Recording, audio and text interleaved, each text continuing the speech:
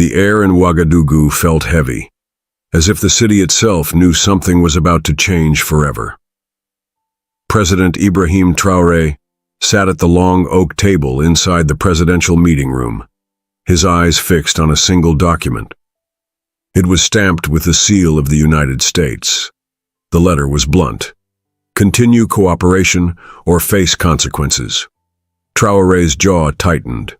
For months, American companies had dug into African soil, taking minerals and resources, leaving little behind but dust and broken promises. The final insult came last week, when a high-ranking U.S. official demanded special rights over Burkina Faso's gold mines. He looked around the room. Ministers shifted uneasily, waiting for his decision. Outside, the sound of rain tapped against the glass, like a quiet drumbeat urging him forward. Traoré stood, voice steady. Effective immediately, all American projects in Burkina Faso will shut down. Every last one. Silence. Then a sharp intake of breath from his defense minister. Somewhere across the Atlantic, Donald Trump was being briefed. Within hours, he would be furious. And in the quiet of the room, one question hung in the air. Had Traoré just set Africa on a path it couldn't turn back from? News spread like wildfire. Markets trembled. U.S. investors called it a disaster. African street vendors called it justice. In Washington, Donald Trump's voice thundered through a private meeting with his advisors. "He can't do this to us. Not him, not now," Trump barked, slamming his fist on the table. The mood was tense, but something unexpected happened.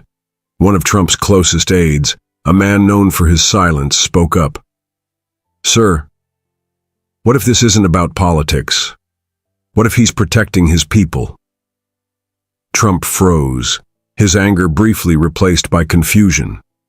He had expected defiance, yes, but not this kind of calculated courage. Back in Burkina Faso, Traoré walked through a dusty mining site that had just shut down. Machinery sat silent, the air filled with the faint metallic smell of iron. Miners watched him pass, some smiling, some looking afraid of what might come next. One young man, no older than 20, whispered, "You've given us hope, but will they let you live?" Traoré didn't answer. His eyes scanned the horizon. Dark clouds were gathering, both in the sky and in politics. The first retaliation would come sooner than anyone expected. 3 days later, the retaliation arrived, not with bombs or soldiers, but with something quieter and far more dangerous. American cargo ships, already at sea, suddenly turned around.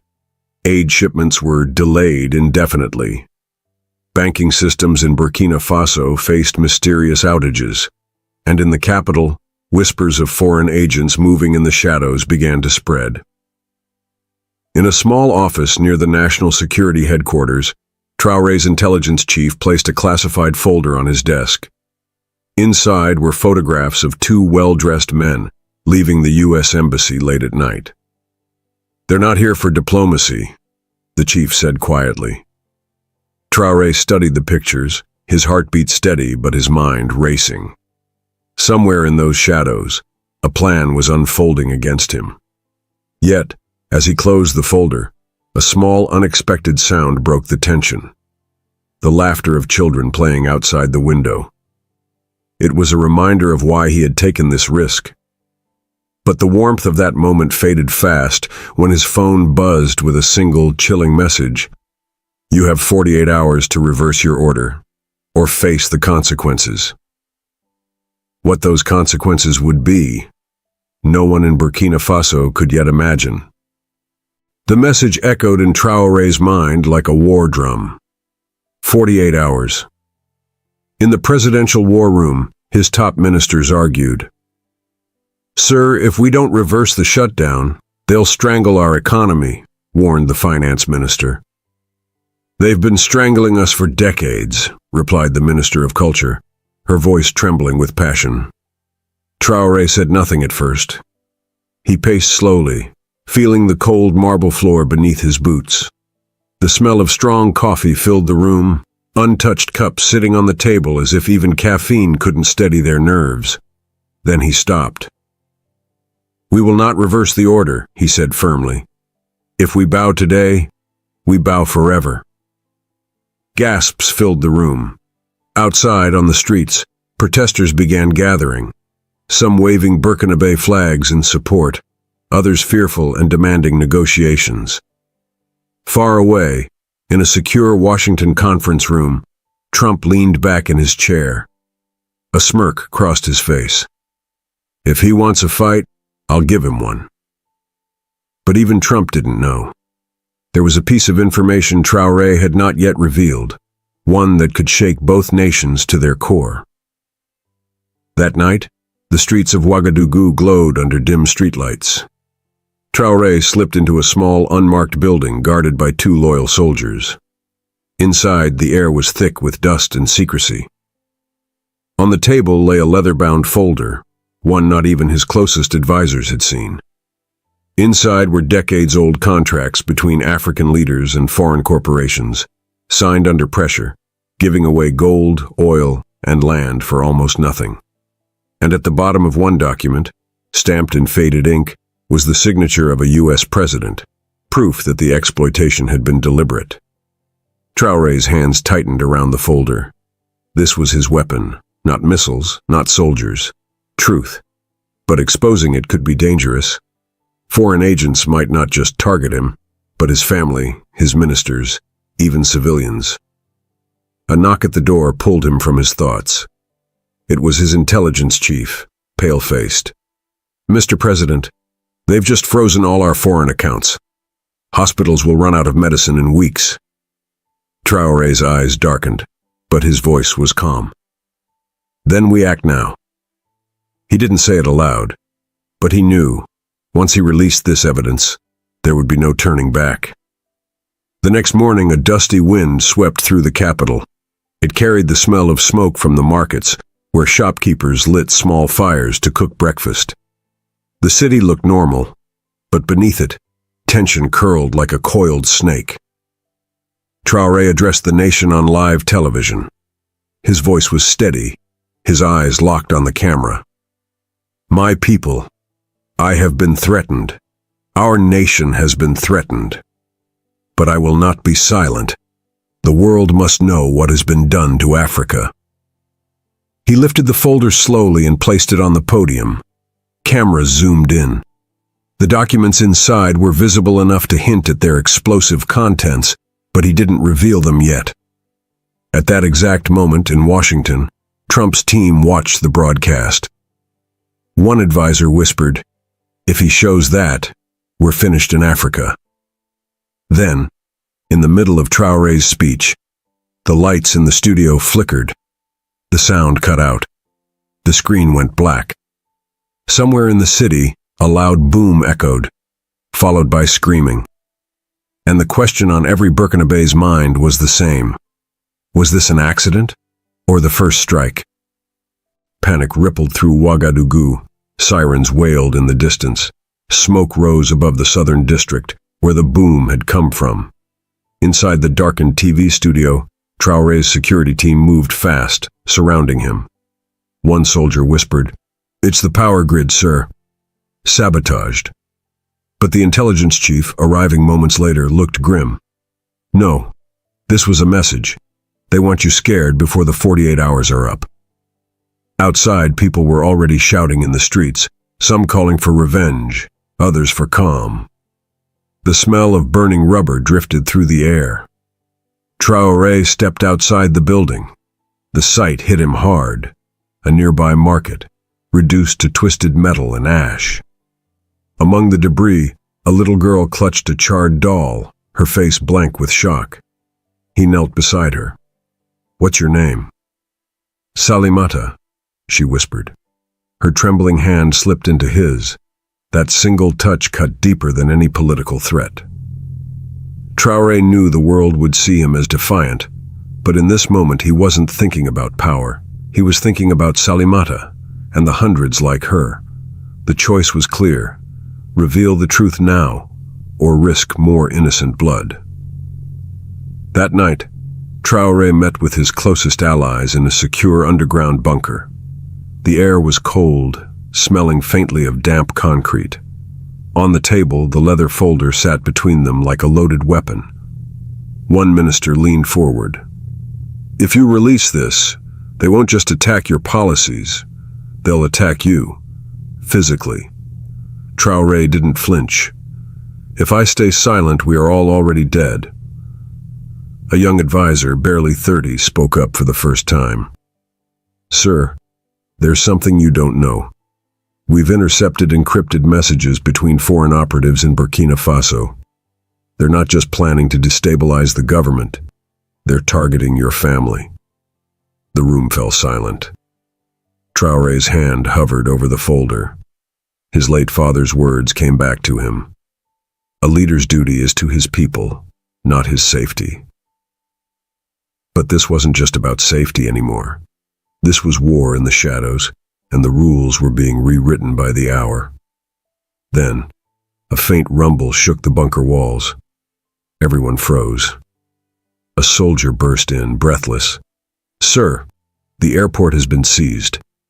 The airport seizure was swift, surgical. A group of heavily armed men in unmarked uniforms had taken control, grounding all flights in and out of Burkina Faso. Within minutes, rumors spread. Some claimed they were foreign mercenaries. Others said rogue local forces. No one could confirm. From the bunker, Traore spoke to his defense chief via secure radio. "Do not engage unless they fire first. We need proof of who sent them." Meanwhile, foreign news outlets spun the story in real time. One American network claimed Traore was losing control. Another warned of a looming humanitarian crisis. In the streets, fear deepened. Parents kept children indoors. Shops closed early. The night air smelled of gasoline from military trucks patrolling the city. Then came an unexpected twist, a message from a West African president, someone who had publicly avoided taking sides until now. "I have information about the airport attackers," the voice said over the encrypted line. "But you won't like what you hear." Traore's reply was calm. "Tell me." There was a pause. Then the voice said, "They're not mercenaries. They're soldiers. From a country you once called an ally." The name of the ally came like a punch to the chest. Ghana. For years, Traore had shared intelligence with them, coordinated border security, and spoken of African unity. Now he was being told Ghanaian special forces had seized his airport. In the bunker, his ministers erupted in disbelief. "Impossible," one shouted. Another whispered, "This is foreign influence. Someone bought them." Traore raised his hand for silence. "Whether bought or not, they're here, and they're blocking us from the world." The betrayal stung deeply, not just politically, but personally. The Ghanaian president had once dined in Traore's home.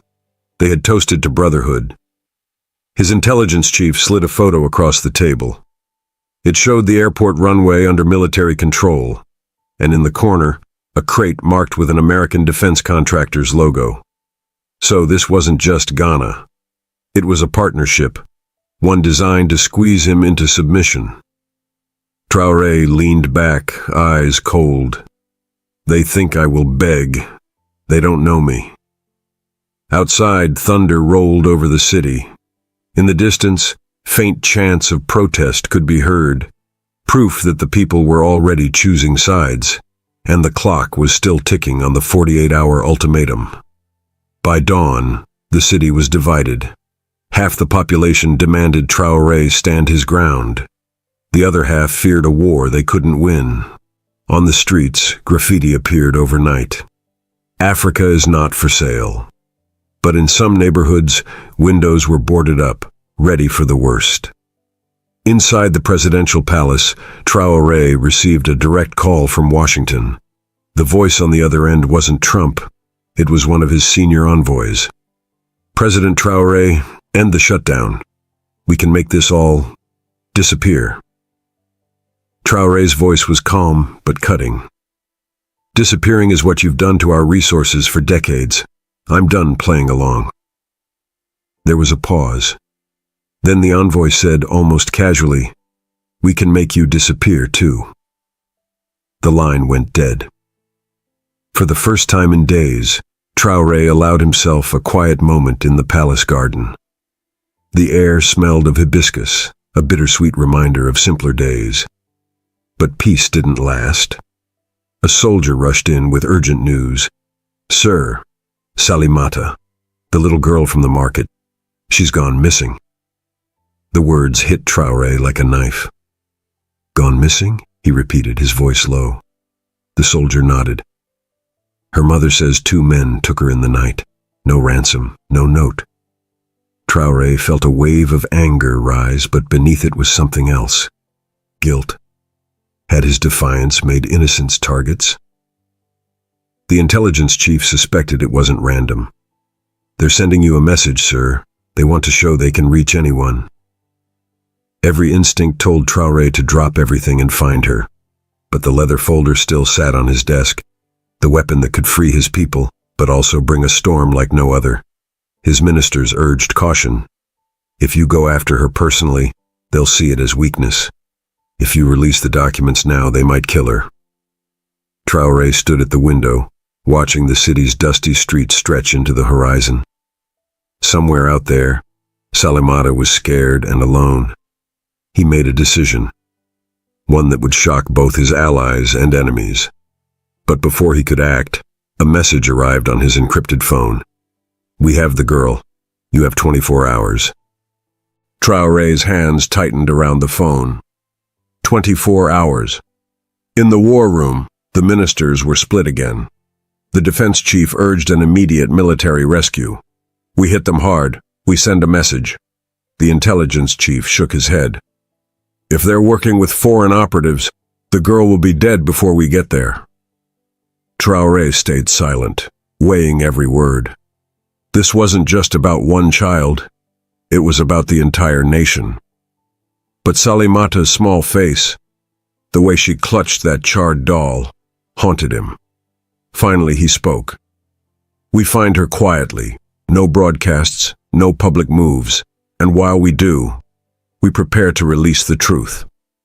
A faint smell of diesel from idling trucks seeped into the room. The city was under heightened patrol.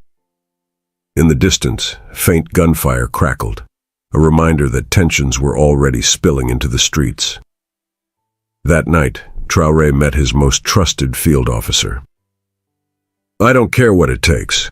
Bring her back alive," he said. The officer nodded but added quietly, "Sir, if I fail, they'll use her body to break you before the world." The rescue operation began under a moonless sky. 2 unmarked vehicles rolled out of the palace compound, carrying a small team dressed in civilian clothes. No radios, no GPS. Traore waited in the underground command room, his only connection a secure phone line to the team leader. Every minute felt like an hour. The air inside was warm, stale, heavy with the smell of sweat and fear. Midway through the mission, the officer's voice crackled over the line. "We found her.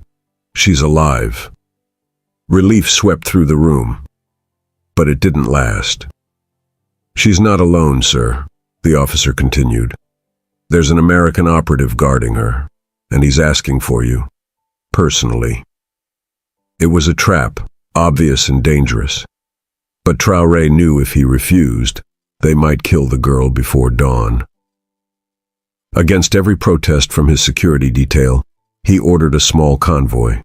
Within the hour, he was on the road toward an abandoned warehouse on the city's outskirts. The night was silent, too silent. And in that silence, his driver muttered, "Sir, we're being followed."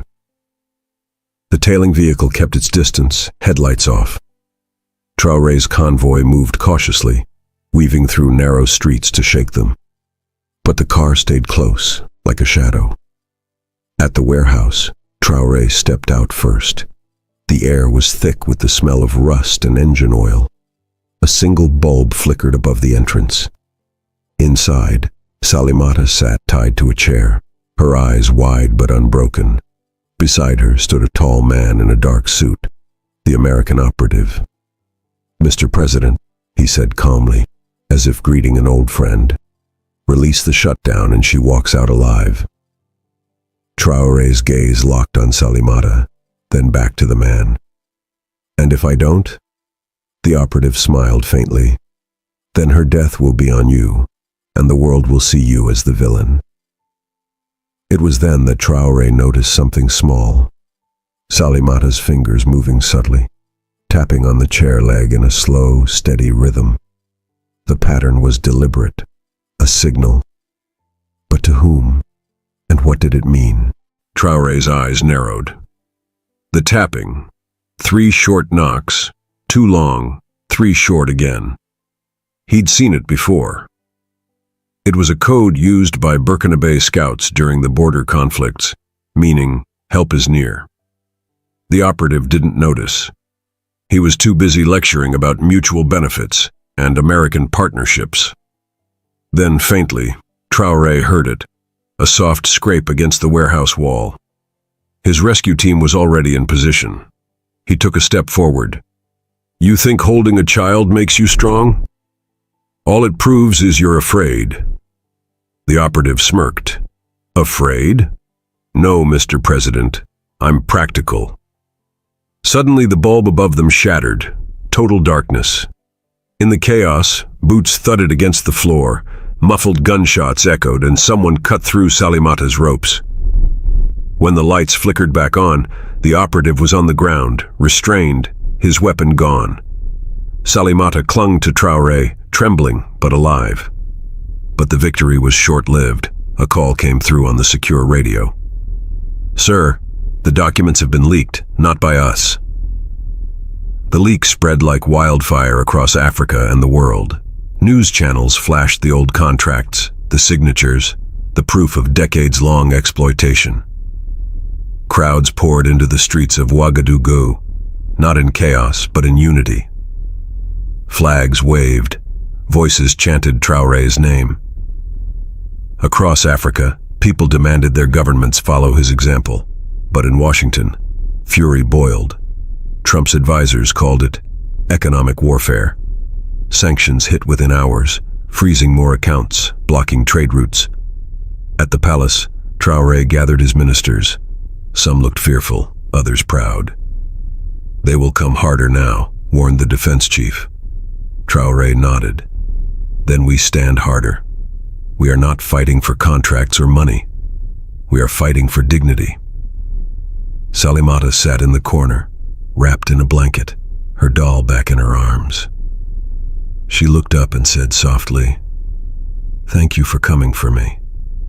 Those words, more than the chants outside, reminded him why he had risked everything. But as night fell, his intelligence chief delivered one last piece of news. A neighboring country had offered him asylum, for safety. Traore's answer was immediate. "My safety is here, with my people." Days passed, sanctions tightened. Foreign media predicted Burkina Faso's collapse. But something unexpected happened. African leaders began calling, not to condemn, but to ask for copies of the leaked documents. Within weeks, 3 nations announced plans to review all foreign contracts. In Ouagadougou, volunteers worked day and night to keep hospitals stocked and markets open. Citizens pooled resources, proving resilience could be stronger than fear. One evening, Traore stood on the palace balcony. Below, the city glowed in candlelight, a sign of power cuts, yes, but also of unity. The air smelled faintly of wood smoke and hope. Salimata's mother approached, holding her daughter's hand. The little girl offered Traore the charred doll. "Keep it," she said, "so you don't forget what you're fighting for." He took it gently, his voice steady but warm. "I won't." Somewhere far away, Trump raged. But in Burkina Faso, the people sang, and for the first time in decades, Africa's future felt different. Final call to action for viewers. If this story moved you, If you believe in standing for dignity no matter the cost, hit that like button, share this with someone who needs to hear it, and subscribe. Let's keep stories like this alive.